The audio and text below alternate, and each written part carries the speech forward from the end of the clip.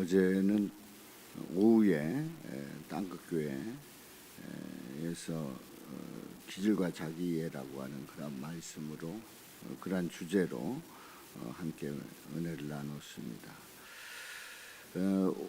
이번 주 새벽 기도회에 바로 지난 어제 말씀을 통해서 함께 되새기는 시간을 갖는데요. 오늘 우리가 살아가는 그 세상을 이렇게 돌아보게 되면 편하지가 않습니다. 뭐 팬데믹의 그런 코로나의 그 영향을 받고 또 그래서 좀 괜찮은 줄 알았더니 정치적으로 또 경제적으로 여러 가지로 또 복잡해 있는 것을 보게 됩니다. 또 우리는 뭐 하도 뭐 그런 소리를 들었기 때문에 그 국가 안보에 대한 것이 뭐 별거 아니다 이렇게 생각을 합니다만은 생각보다 편치 않다는 사실이지요. 그리고 우리들에게 직접적으로 와닿는 세금 문제는 뭐 우리가 가끔씩 뭐 얼마씩 받아라 해가지고 뭐 10만 원 받고 뭐 얼마 받고 뭐 다 좋아합니다만은 뭐 또 50만 원도 준다니까 뭐 좋아합니다만은 사실 그런 게 그냥 주는 게 아니란 얘기죠. 그야말로 그걸 통해서 사람들이 다 좋아하고 정부 잘한다 이렇게 얘기를 합니다만은 그게 다 빚으로 돌아온다는 얘기입니다. 자, 이런 가운데서 이제 이 상황에 대해서 상당히 이제 불안해한단 말이지요. 불안해하고 도대체 어떻게 될 건가 하는 그런 생각을 할 수 있어요. 그런데 이제 이런 재앙과 위기 앞에서 이런 소용돌이 앞에서 이런 질문을 하게 됩니다. 도대체 왜 이런 일들이 일어나는가? 또 누구의 책임인가? 이런 질문을 하면서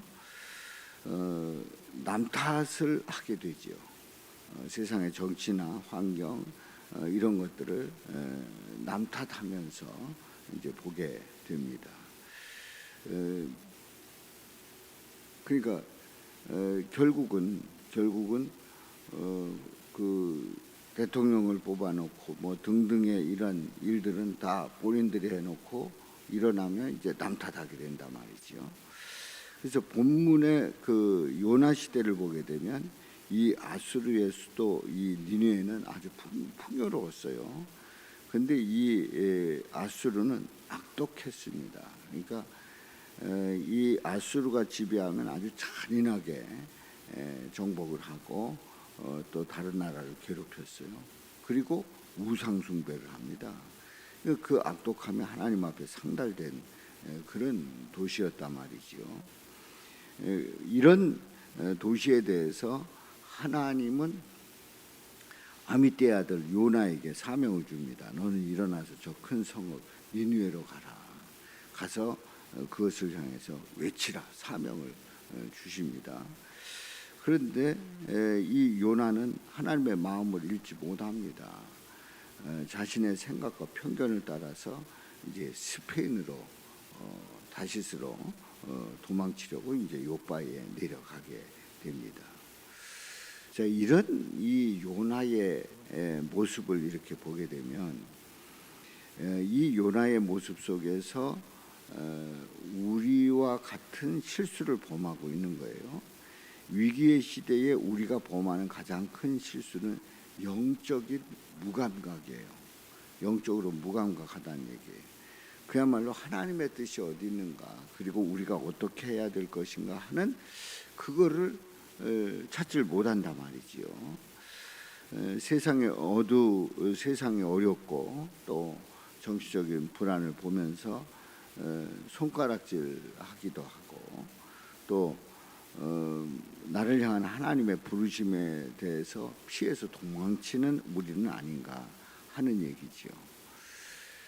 시대의 위기, 이런 시대의 위기는 하나님께서 우리 영혼을 깨우시는 나팔소리다.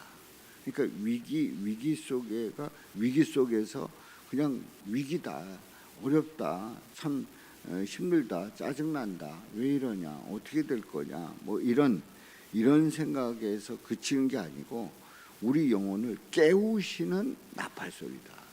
깨우시는 나팔소리다. 그래서 우리는 정죄의 눈을 거두고 이 시대를 향해서 하나님의 안타까운 그 시선을 회복할 수 있어야 됩니다. 하나님께서 뭘 원하시는가? 하나님께서 우리를 향해서 어떻게 하라는 건가 하는 그 안타까운 시선을 회복해야 합니다.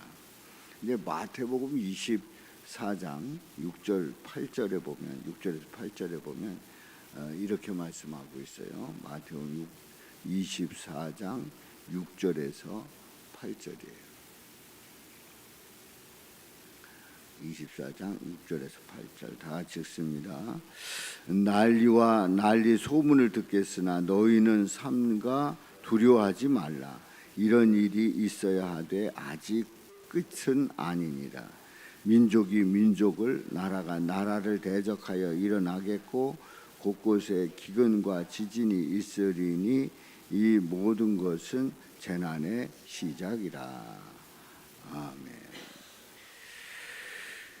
우리 예수님께서 제자들을 향해서, 그러니까 지금부터 2000년 전이죠. 제자들을 향해서 바로 앞으로 있을 일들에 대해서 말씀을 하셨단 말이에요. 난리와 난리 소문을 들을 거다. 근데 그 소문에 대해서 두려워하지 말아라. 이런 일이 있어야 돼. 아직 끝은 아니다. 이렇게 말씀을 하셨어요. 2000년 전에 이렇게 말씀을 하셨어요. 또 우리 예수님 민족이 민족을 나라가 나라를 대적하여 일어나겠고 곳곳에 기근과 지진이 있을 거다. 이 모든 것은 재난의 시작이다. 아니 2000년 전에 하신 말씀, 이 말씀을 1000년 전에도 읽었고 그리고 500년 전에도 읽었고 뭐 100년 전에도 읽었고 지금 우리가 읽고 있습니다. 아니 그러면은 이 말씀이 현재형으로 이렇게 해석을 한다고 하면 그 옛날에 하신 말씀인데 지금 이 말씀을 보면 이 말씀이 그대로 일어나고 있다는 사실입니다. 바로 이 세상이 존재하는 한 이런 소식은 늘 들려온단 말이죠. 늘 들려온단 말이에요. 그렇기 때문에 이런 소식을 들을 때에 이게 어떡하나 이게 아니라 그래서 하나님을 바라보는 거죠. 그래서 하나님을 바라보고 또 하나님의 뜻이 어디 있는가를 묻고 또 하나님께서 이 상황 속에서 어떻게 하실까 하는 것을 내 삶 속에 적용을 하는 거지요. 우리 인간들은 그 죄의 속성을 가진 인간들은 어쩔 수 없는 그런 어리석은 모습이 있어요. 요한계시록 3장 17절 말씀에 요한계시록 3장 17절 말씀. 요한계시록 3장 17절 말씀. 다 같이 읽습니다. 내가 말하기를 나는 부자라 부요하여 부족한 것이 없다 하나 내 곤고한 것과 가련한 것과 가난한 것과 눈먼 것과 벌거벗은 것을 알지 못하는도다. 요한계시록에서 우리 예수님께서 말씀하시기를 내가 말하기를 나는 부자다. 부요해서 부족한 것이 없다. 그렇잖아요.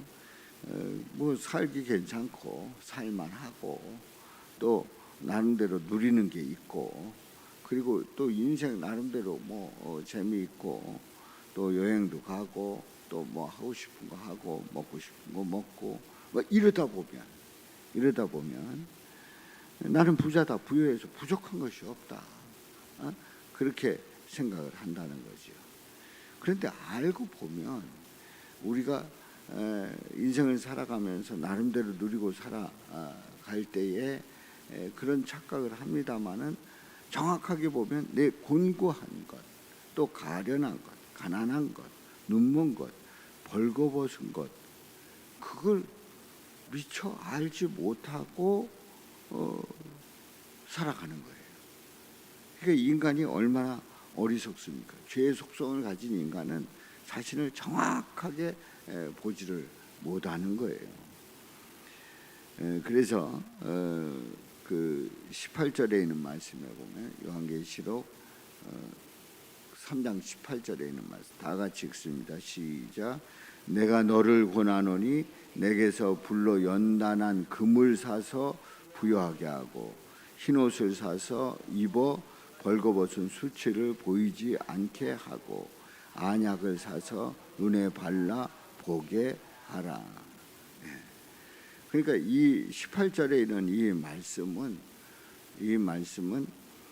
17절에 있는 말씀처럼 뭘 모르고 공고한 것, 가난한 것, 눈먼 것, 벌거벗은 것 알지 못하고 나는 부유하다, 나 이렇게 살면 된다, 이렇게 얘기하지만 안 된다. 그렇게 살면 안 된다. 내가 너희를 권하노니 내게서 불로 연단한 금을 사서 부여하게 하라. 우리는 연단 속에서 그 연단 속에서 주님을 바라보게 되고 여기서 부요함이라고 하는 건 물질이 풍요해지는 그런 부요가 아니라 연단한 가운데 주님을 붙들면서 예수님을 바라보면서 살아갈 때에 예수님 때문에 부요해지는 거예요. 예수님 때문에 부요해지는 거예요. 흰옷을 사서 입어 벌거벗은 수치를 보이지 않게 해라. 바로 우리 예수님께서 우리의 죄를 사해 주시고 세마포 흰옷을 입혀주시는 그런 가운데 예수님으로 말미암아 우리 예수님께 모든 죄를 안했고 우리 예수님의 그 놀라운 치유의 또 죄 씻음의 그 역사를 체험하라는 얘기죠. 또 안약을 사서 눈에 발라 보게 해라. 안약을 산다는 게 뭡니까? 영적인 눈을 뜬다는 거예요. 바로 18절에 있는 말씀에 보면 이 말씀은 누구에게 나가라는 거예요? 예수님에게 나가라는 거죠. 그렇습니다. 우리는 이 시대가 아무리 불안하고 또 뭐 소문을 듣게 되고 또 민족이 민족을 나라가 나라를 대적하고 기근과 지진이 있고 또 뭐 홍수 또 폭염 등등의 소식을 쭉 듣습니다만은 거기서 끝나는 게 아니라 우리는 이 상황 속에서 주님을 바라보며 나갈 때에 얼마든지 이 상황을 극복해 나가고 또 우리 하나님을 바라보는 가운데 그 부요함을 누리게 될 줄로 믿습니다. 이런 은혜가 함께 하시기를 주님의 이름으로 축원합니다.